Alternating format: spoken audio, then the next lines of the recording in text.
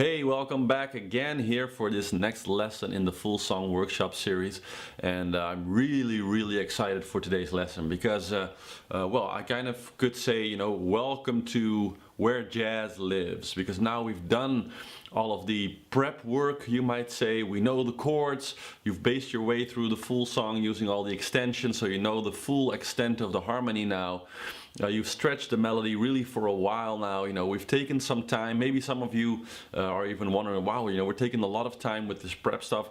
But it's important because there's a large difference between just barely having a song, just barely knowing the melody, and really knowing the melody, and really, being able to play it without thinking, and really sort of having it all in the back of your head instead of still, in the front of your mind, where you're sort of thinking about it a lot, because then you don't have a lot of space to really think about all the other stuff. And I think if you've practiced on this hard, if you've been doing all the exercises every day, then absolutely you've got the song in the back of your head now. You have some control over it, and you know the chord. So I hope you've been enjoying this experience so far. But today we're really going to get into the more complex stuff. And so a few things are important. Again, I've been talking about thinking in C. Now again, with this exercise, you're going to find out that thinking in C, in the original sort of piano C key, is incredibly important. Many woodwind players, brass players, people who work with other tonalities, who have to transpose, they have some trouble getting into music theory, because most music theory, works in C. So you have to sort of transpose everything, and that's sort of an added difficulty when you're not playing a C instrument, is that learning the theory is kind of hard enough, but then you add this element of having to transpose every note. So especially when I start explaining things on a piano and I'm talking in this key, then trying to play that on your saxophone, you're going to have to transpose each note. So you can understand how much easier it is when you're talking to teachers, when you're talking to other people, when you're either really good in transposing, but that takes a long time to really be super comfortable with that, or to just create this habit of just thinking of your instrument in C and applying the real sort of note names to the keys for yourself mentally, and really working with that. It's just a huge benefit. Second thing is, to do the exercise that we're doing today, again, you can do it on your saxophone, you can do it using arpeggios, but really still the effect would not be even half as deep, and the understanding that you gain from doing what we're about to do on your sax, of course it's great experience and it all helps to get better, but you really need a keyboard or a piano in order to start exploring the way we're going to explore today. Because this lesson today is really, we're going to take the melody and the harmony and sort of put them together now, because we know them both really well, and we're going to really see what the melody is doing. So, we're going to see what are sort of the really interesting notes within the melody. Why are these notes interesting? What are they doing? And from that, of course, we will create sort of a little bag of building stones that we can use to very creatively build solos and try out different concepts for licks and all this sort of stuff.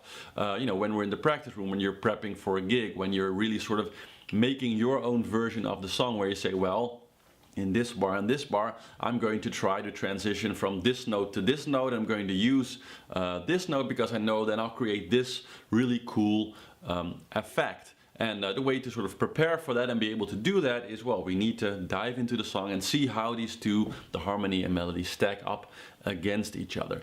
So I'm going to switch to the camera to above me so you can actually see what I'm doing on the piano, and then we'll actually start exploring this song a little bit. So here we are at the keyboard, and I actually put the piano mics and the vocal mic here on, so you can hear the sound maybe a little better than just a little camera mic that I usually use. And well, let's get started. We're just going to go bar by bar. Now, of course, skipping the intro, so we'll start with the first chord, and the first line of the melody. And one of the reasons, of course, we can do this now is we really know the melody. So I've got sort of the harmony written out here, and of course a pen and paper, so I can write down different things on it and see what I find as I go. So let's start with the first chord, the E minor 9. Now, of course, in the bass here, if you don't know the piano, this is sort of the C, and this is the next C. So always the note next to the group of 2 black keys. That's maybe good to say. So you have some idea, and really you're going to see as we do this how important it is to get the visual information, to see what's going on. I literally mean seeing what is going on in the most literal sense possible. So let's just start and you'll see what I mean. So we start with the E minor 9, and then the first line of melody that goes over it. Now that's a very sort of safe start. If you look at the notes we're playing here, the melody starts on the 9, because that's actually it's the F sharp. It's actually the 9 of the E minor 9, and then we go to the B, which is the 5 of the same chord. So it's also a chord note, and here the D is actually the 7 of the E minor 9. So we're playing very safely, only chord notes. So it's a very sort of safe bet, sort of to start the song in sort of a calm place to go from. And that's something you often see in songs, that the first few bars are very sort of safe, both harmonically and melodically speaking. So the first 2 bars, of course, the next bar is again the E minor 9, so not much interesting there. But if we look at the melody here, we get, of course, and then on this note going to the next chord. But here we find kind of the first interesting note where something really is happening, and you can probably hear that note. It's kind of totally, but the note itself, like within the line, creates this sort of effect. But if you really sort of stack it up against the chord, it's actually very out of tune. It's a very strange choice for a note, you might say, because it sounds very bad. It's very not harmonic. And the reason, of course, is that it's actually the minor second. So this is the chord note. We're playing E here, E minor. So we're actually getting that Jaws effect, that very ominous, danger is coming thing. If you've watched the interval lessons, then you recognize this, of course. So that's kind of strange to use this ominous, threatening sound within the melody. Now that makes actually a little bit sense if you look at the words also, because we are singing about someone we love, but it's kind of a bad love. It's someone who you shouldn't love. So why I'm so in love with you. Why you don't know. So this dissonance is kind of a cool thing that way, but harmonically, it's very interesting. This is a note that we can use because.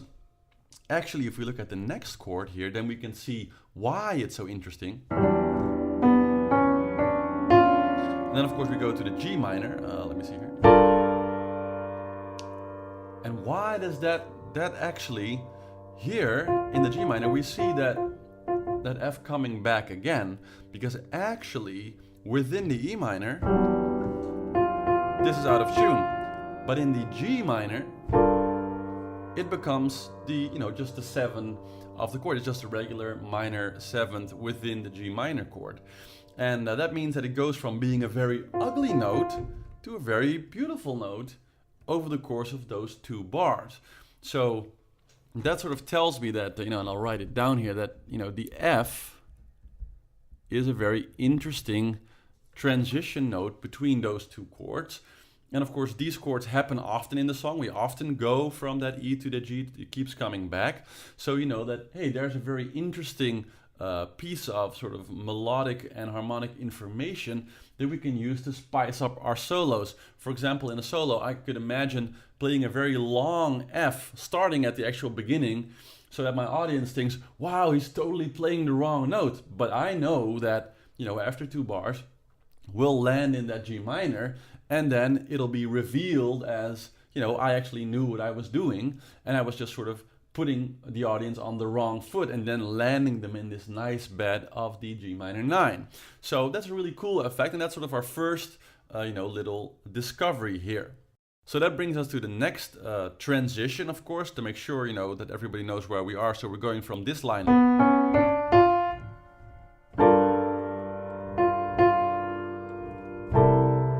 Yeah, that's sort of, the point where we are now. And then we get this next melody line of... Yeah.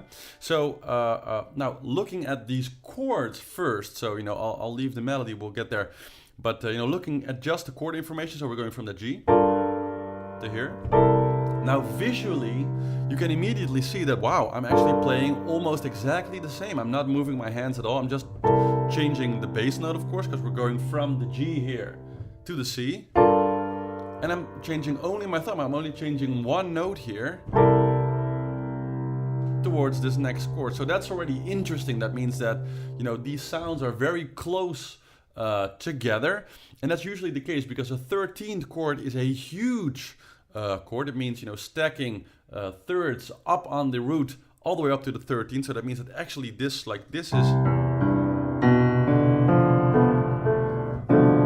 the chord we're talking about, and because it's dominant, I have to lower actually the 7. So it's, I'll do it here actually because I can't reach it there. So it's like this. Yeah, this is that whole. Actually, one more, yeah. This is the chord we're talking about. So it's a huge chord with a huge number of extensions. Now, obviously, you can be playing all those extensions. Me just sort of doing the harmony here. So, what are the important notes in a huge chord like that? Because you can almost play anything. Well, to really sort of show that you know where you are here in a huge chord like that. One thing you can do is just sort of look at the chords and say, well, what are really the defining traits of this chord? Now, it's a dominant chord, so that means that we're going to have to lower the 7th, of course, but the 3rd will stay the normal major 3rd, because that's sort of the anatomy of a dominant chord, is you have a major 3rd, but a minor a 7th. So here we go. So we got the root. Now that you always have to play the root, so that's important. Then we take the 3rd because that defines, helps define the chord as a major chord, and then the 7th to define it as a dominant chord.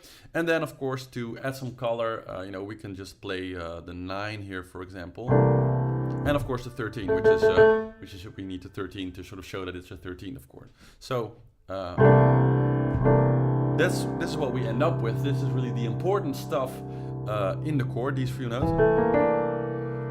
And we see that those are pretty much the same, except for one note, as the chord that we're coming from. So that kind of tells me that this transition between these two notes,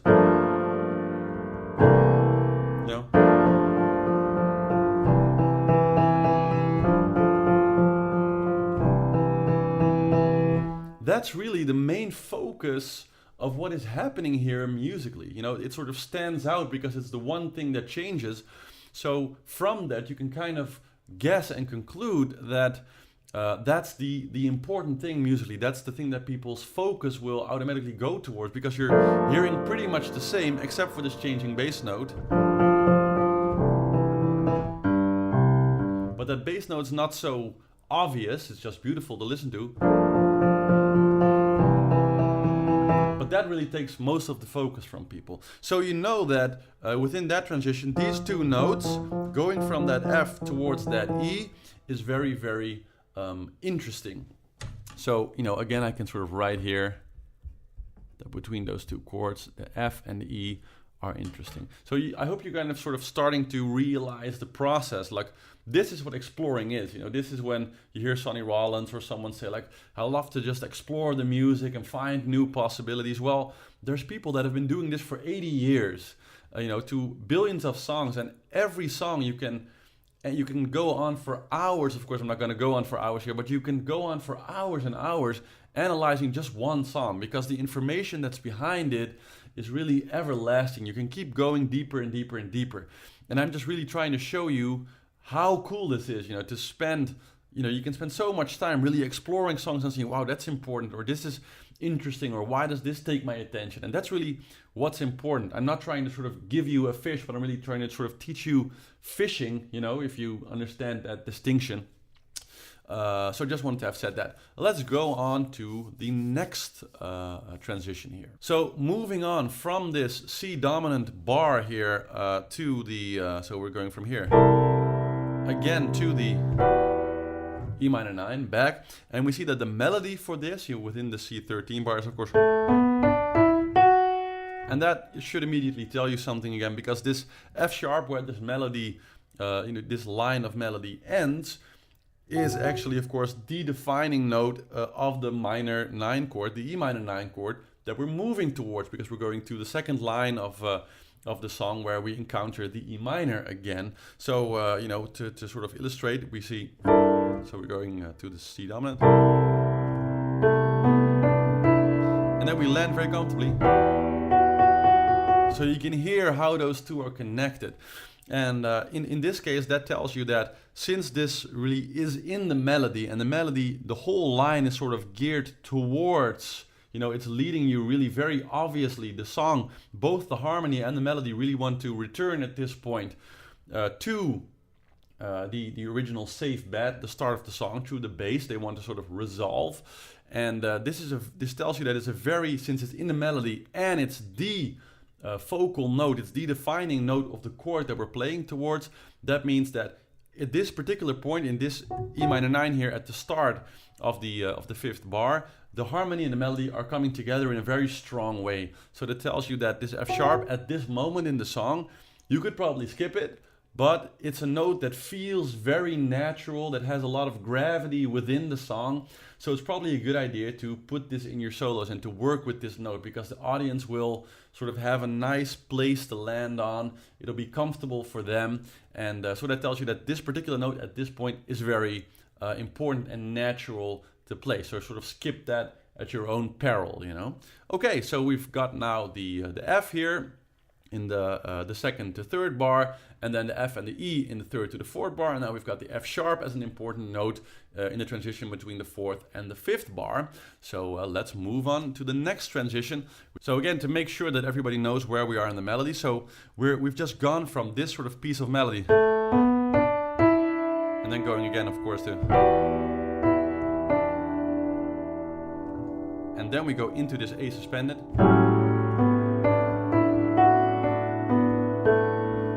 which brings us to the D.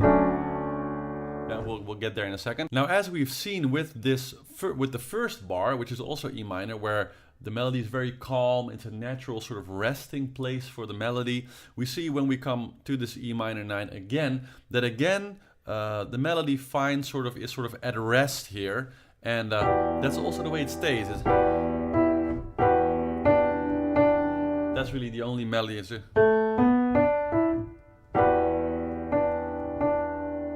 so not a lot of melody going on, and again we're just playing the 9 and the 7 of the chord, so very inside the chord. So melodically, nothing very earth-shocking going on here. It's pretty plain, it's pretty simple, it's pretty safe, and it just shows again that, you know, again we have this very heavy note, this F sharp where we land on, which is a very big focal point.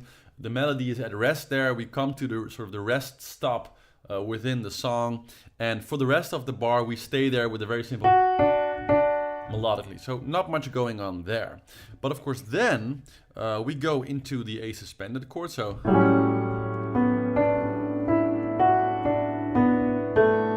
and then we go towards the B where we're going to land. And well, this is all also pretty safe, you know, playing within the chord. But the one thing that's sort of you know, interesting about this bar is that obviously the note that we're landing on here, the A, is also you know, a chord note of the B that we're going towards. So we're going to land here, and that's also in the melody. As you can see here, I'm playing it here. So actually, you could sort of listen to it playing it like this. Sorry.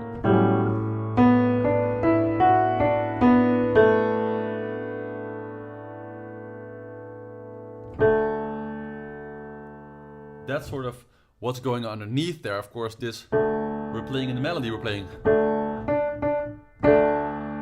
But that note underneath there is actually very strong. It's very, it means something because we're sort of playing the root already before we're actually going to this chord. So again.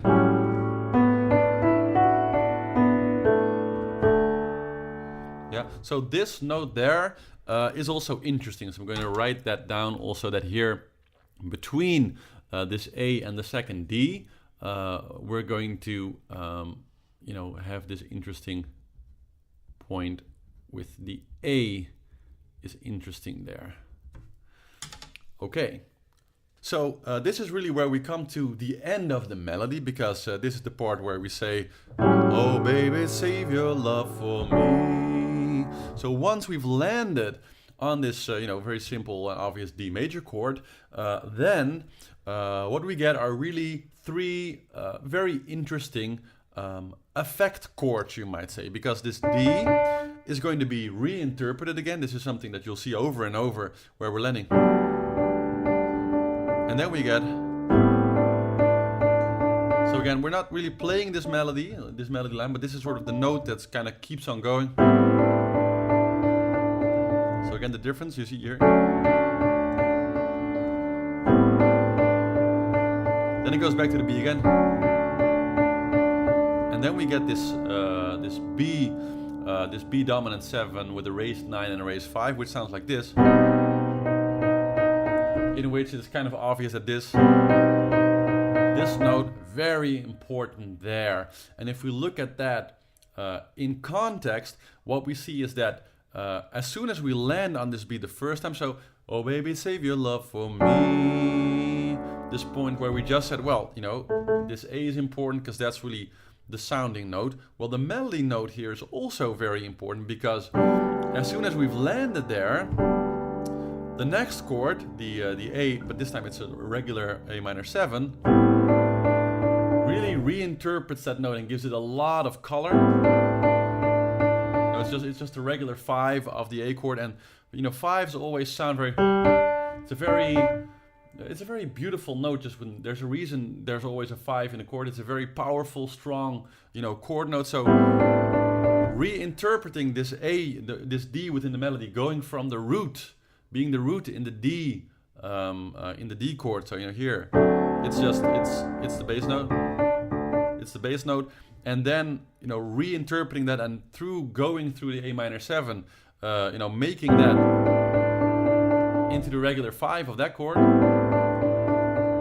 creates this very cool effect, which we then kind of repeat, but in reverse by going back through the D again. So sort of doing the exact same effect, but in reverse. And then what we're doing is actually we're using a very classical approach note. An approach note is whenever you know that you pick really the 1, the 3, or the 5 of the chord that's coming next, and then you pick a note that's half a step lower than one of those notes, and you play that right before you play this chord note, and you get this effect of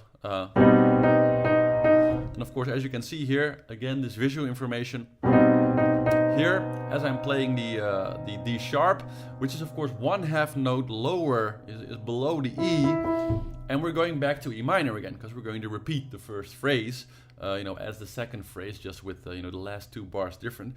So that means we're going back to the E minor 9, and the E is half a step. So the root note that we're going towards is just half a step before it, and you can feel this effect. It's almost like the effect of the very typical major 7. Where you get this. We talked about that in the interval, where it really wants to resolve up. You feel it wants to go there, and you get the same effect with this approach note. See how much that, or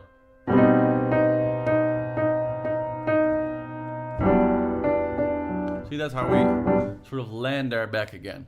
So again, that makes for that. So the D sharp here is a very important note here at this point. The last the last bar during that B dominant 7 with the raised 9 and a raised 5.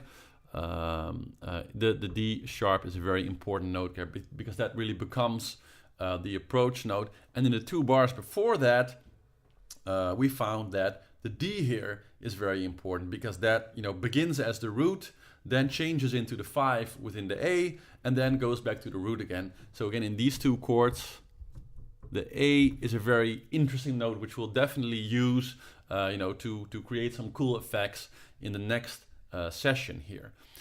So we can pretty much skip over the first 6 bars because those are exactly identical, and the melody is also pretty much identical to the first verse. But of course, the last 2 bars, so, you know, as shown here in the sheet again, you see the 1 and 2. So the second round, we're going to play this instead of here.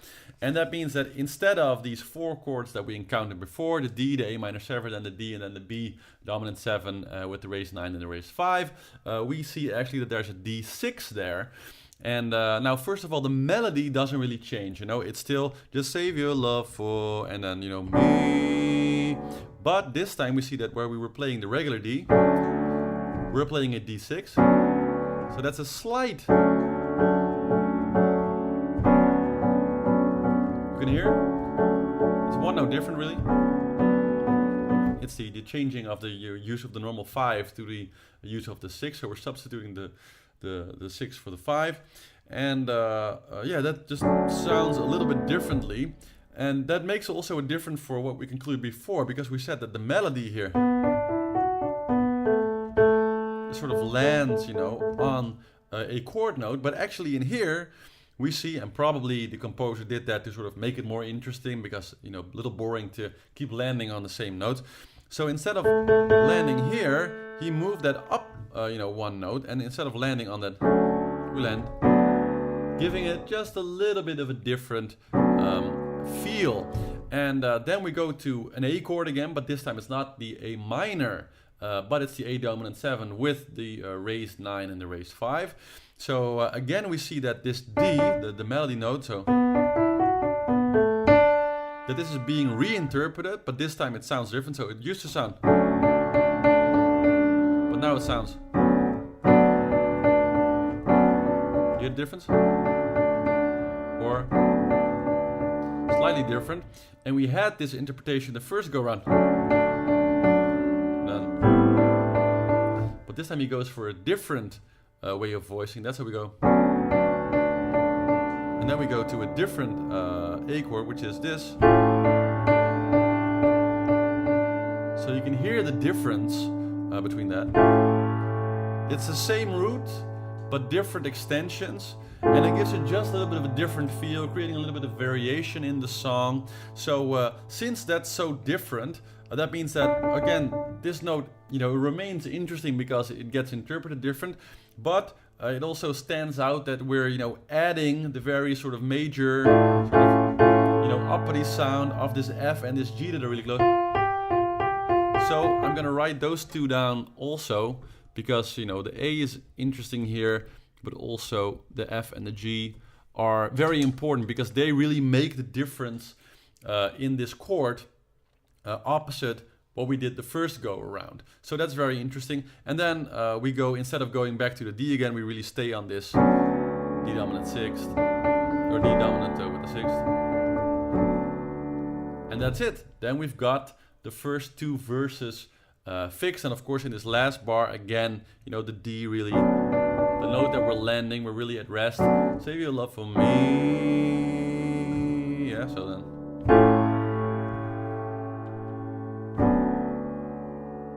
So the bridge is very cool. This is one of those, you know, bridges that is elegant in its simplicity, but there's lots of stuff going on, and there's really a great effect that we're going to see now. Now it starts simple enough with just this B flat 7. I can feel it, even when you're not here. But then, right before we, and this is all, you know, basic chord notes, nothing really stands out within the melody there. But then, right before we hit this D6 again, we do I can't conceal it. And then we have this really cool effect of,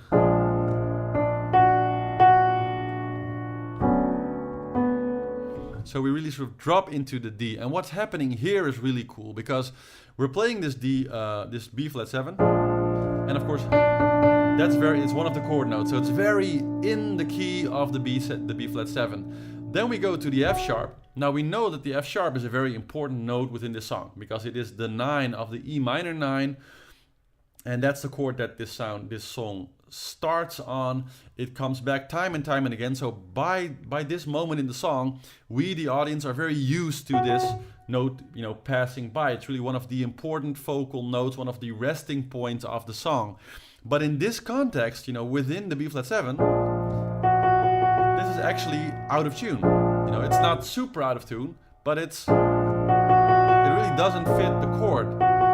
So it grabs a lot of attention when we're playing I Can't Conceal It. That's really sort of just at the point where you're really going, uit de bocht, we say in Dutch, like, you're going off of the cliff. You're just about to go off of the cliff, but you're just sort of inside. So it's very much sort of stretching the harmony here. And then we go right back to that same note. But then when we return, we're in a totally different tonality because then we go back, we go to the E minor 7 there. So the total sort of, we drop into the D6. The E7 comes after this, which sort of adds to the effect. But so we're in this B flat 7, and then we go. And then once we sort of landed there, immediately it takes us on to the E, but not an E minor 9, but this time an E minor 7. And then we go straight again up in the melody up to this F again. And then we drop into this very beautiful F sharp chord, which sort of creates this. We go up in the melody actually again. So we get this beautiful. So again. And then we go back to the E again. And then we land in the D. So you get this, D6. So if you add that all up, you get this beautiful, interplay between the harmony and the melody, where there's lots of stuff happening at the same time. Now, obviously, I'm not a good enough piano player to really illustrate this, on the piano, the interplay within the harmony and the melody here. But just to sort of illustrate it once again, it's I can feel it, even when you're not here. And then this quick succession of I can't conceal it. I really love you, my dear. So every word hits one of these chords. Every word, that's also why it's kind of a difficult piece to sing at first, is because you're changing chords there. Every word, every melody note hits the core of this one chord, and that creates this, especially here in the last bar, creates this path of, that's sort of the bass notes that we're playing. We're going from the F sharp back to the E and then to the D, creating this very nice sort of cascade of notes where I really love you, my dear. So this, you can really hear that sort of, so you got these three notes. And at the same time, so there's a lot of these sort of cascades happening at the same time. There's lots of intervals and stuff interplaying with each other at this point. And it goes way too deep to sort of go into every little effect that's going on here. But basically, this is a bar where, as far as the solos goes, we can really go nuts. There's lots of stuff you can do because you got three chords to work with. We know now that these three, the bass notes are very interesting because that's just a start.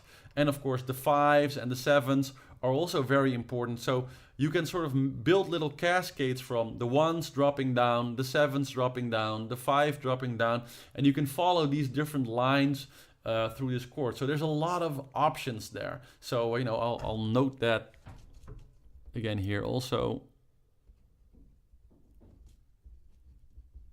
And that especially here, of course, the F sharp, the A, and the D are a good start, and then to build on that. And of course, melody-wise, the same effect.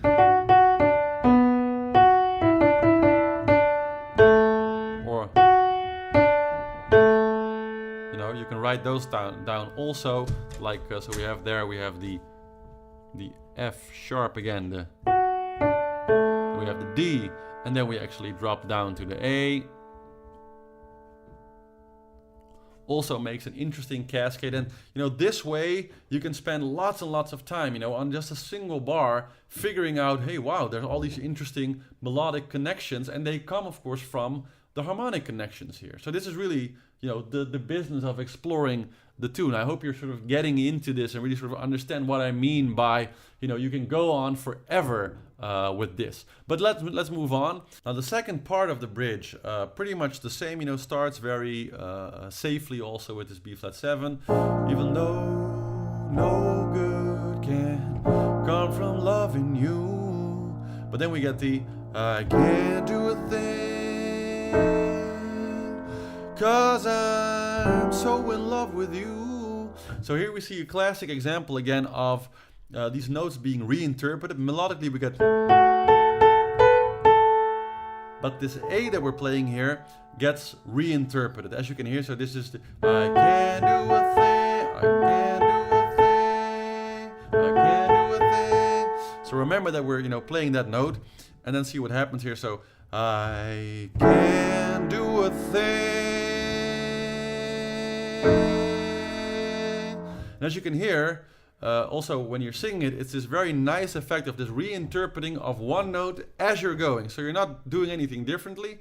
I'm just singing the same note, or on the saxophone you're playing one note in the melody. I can't do a thing. But this great effect of a note being reinterpreted while you're going is really cool. So, you know, at this moment again, we can sort of write down that the A in this particular case, melodically, is very important because it's a nice effect note, and you could even start that within the B and, you know, move through these three chords just playing one note. And for the finale, which makes it, of course, even more interesting, is that after that we go back to the E minor again, which the A is also kind of part of. It kind of sounds nice.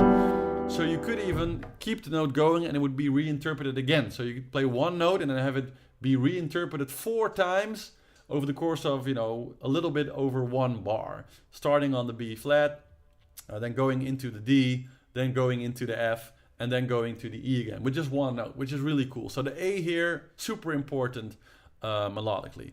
Now the last bar, so once we've landed on this this E minor 7, we encounter an A and a B, you know, and then that transition note again, which leads us again into the verse. And the text, of course, with that is, you know, to go through the whole line again. Even though no good can come from loving you, I can't do a thing, 'cause I'm so in love with you. And especially this sort of, whenever the note for love or for you comes along, singers are always taught, you know, whenever you sing you or love, make it the most beautiful word you've ever heard. You know, sing it like it's the most beautiful word you've ever heard. And the chord here illustrates that, because you know, when we get to this part of 'cause I'm so in love with you, this whole chord, this whole A chord is really there to illustrate you know, that word you in this case. And then after going to that you, we get this one transition. So darling, help me please. So again, here we know that within that A chord, 'cause I'm so in love with you, they're very much, you know, this C sharp here is very sort of interesting, and of course also, so again we see that here also, that again the F sharp and both the A and the B here, because that's also the two chords, so it's the bass note of the chord that we're in, and it's the note for the chord that we're going to, the root note. So both the C sharp here as the top note of the chord, and the B and the C, or sorry, the A and the B, are, you know, really cool at this particular moment. So those are notes that we definitely want to be working with. And then again, we get this B that we've seen earlier with the last time it also had a raised 9 and a raised 5, but here we just get this, again, this effect where we make this transition note, where we use this transition note of the D sharp again here, which leads us, which is a guiding tone into the E minor 9 again. So we get this effect of the, bringing us very close to the root note E, where we fall into the last verse.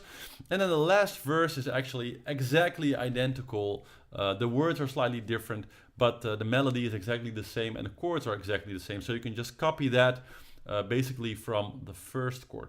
So I hope you had fun walking through this entire song with me, and you can go below the movie here and click the link to sort of download my sheet with all the stuff that I found on it, so you can use that and integrate it into your practice already. Now for the next few days, practicing again until the next lesson.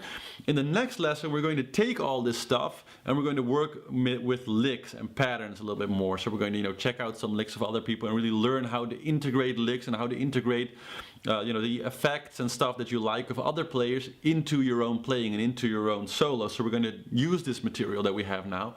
But I would say over the next few days, keep basing your way, keep stretching the melody, but now really, start soloing a little bit, because you know some interesting points now, and you can also broaden this exercise. So now we've gone and we've really stacked up the melody against the harmony, seen, what is the melody doing here.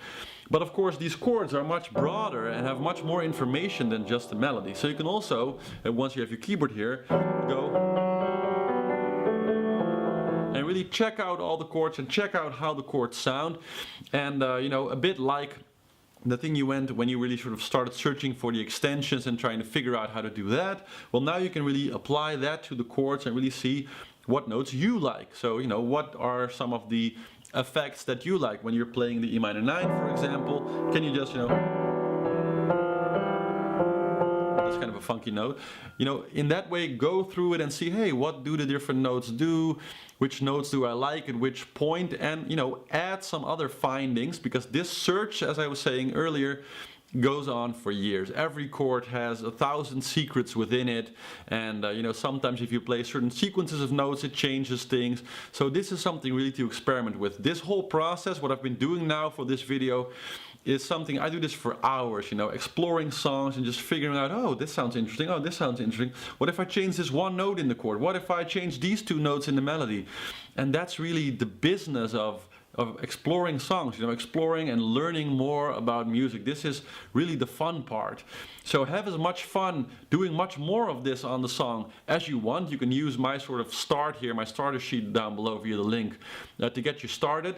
And of course, integrate those notes into your solos already. So on top of your harmonic practice, basing your way and stretching the melody, you can now say, well, in these bars where I see the different notes of mine, or where you can find notes of yourself, or where you found notes of yourself that you like, start integrating these notes into what you're doing and really start to work with these effects a little bit. I mentioned, for example, and we'll go into that next lesson also, that at some point you might say, well, I'm going to, in bar, 7, for example, the first part of the one part of the verse, at the D and the A minor 7, you could start playing, an A in the A9 suspended bar, and then keep that A going all the way until you hit the second D, and it would keep sounding good. It would just be reinterpreted. Well, that's something you can try out and say, hey, what's the effect of this if I play that over the loop recording?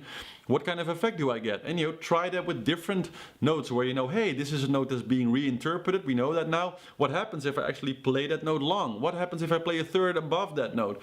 And check out all these different effects. We have a lot of fun with that. So those are your exercises for the next, between now and the next lesson. Just have fun with this, keep basing your way, keep stretching the melody, but add these notes to it and, make some solos. Really try to have fun with all the information that you have now. You're really getting some control of the song. And next lesson, we're going to integrate really this stuff into, what we're playing, and we're going to work with some licks. So we're going to see some of the effects that we like of our heroes and some of the licks that other people played on this song, and see what we can learn from those, and we're just going to integrate those into our playing. So have fun with that for the next coming days, and I'll see you again here in the next lesson in the Full Song Workshop program.